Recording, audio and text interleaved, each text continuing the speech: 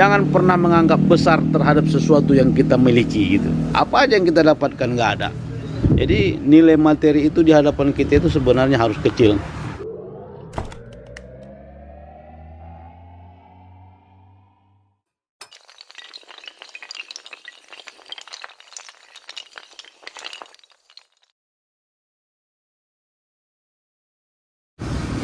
Assalamualaikum warahmatullahi wabarakatuh.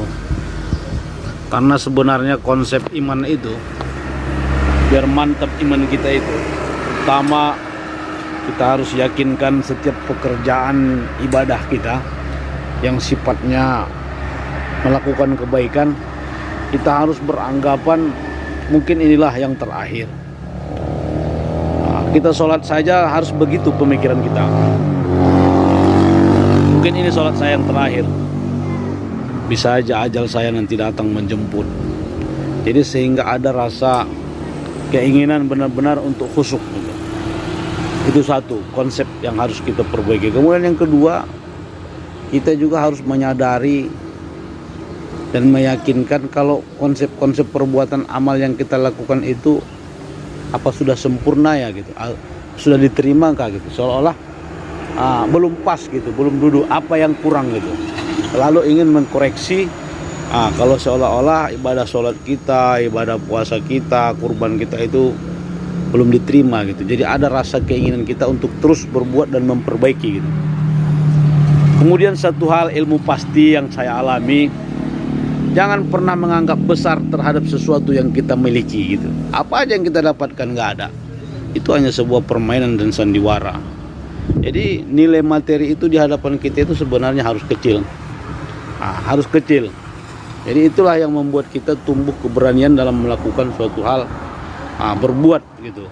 Saya yakin dan percaya itulah yang harus kita tumbuhkan dalam hati kita ini. Dulunya juga tidak ada kan gitu. Dulu dia tidak ada.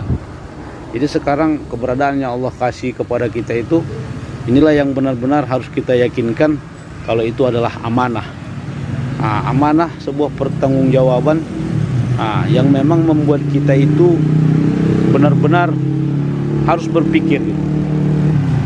Karena mulai dari zaman Nabi yang diminta itu kepada Allah adalah ihdinas syiratal mustaqim. Kita mohon petunjuk jalan yang lurus. Karena ada dua jalan. Pada saat ini kita dalam kehidupan dunia ini, kalau saya berpikir dan memang pernah saya pelajari, kita ini sedang berdiri duduk atau menatap di dua simpang.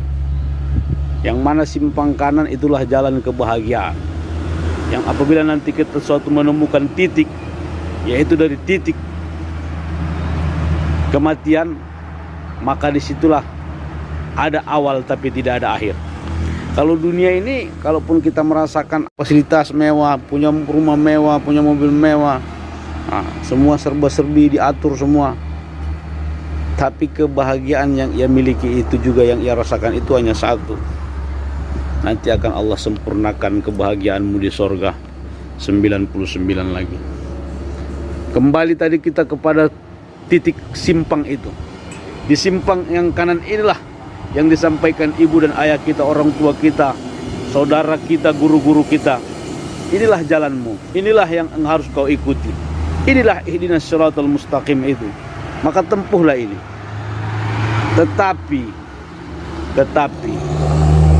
dari 10 orang yang melintas, baik itu orang yang mempunyai pendidikan yang hebat, yang mempunyai ekonomi yang bagus, orang yang susah, orang yang naik sepeda, orang yang jalan kaki, orang yang naik mobil mewah, naik mobil boleh dibilang yang udah benar-benar luar biasa.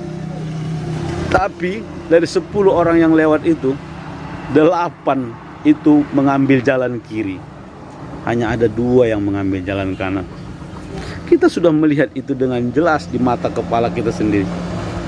Dan kita pun ingin ikut tergiur, ingin mengambil jalan kiri itu.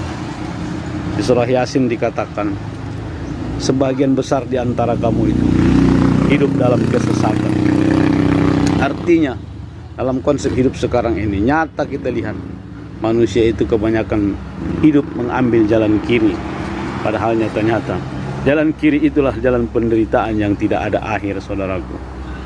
Oke saudara yang saya cintai karena Allah, melalui rekaman singkat video ini mudah-mudahan bisa menggugah hati kita untuk memperbaiki diri, untuk tetap menjadi hamba-hamba yang selalu introspeksi diri, mengkaji diri, musabah, bercermin diri dari setiap kejadian-kejadian yang kita lalui.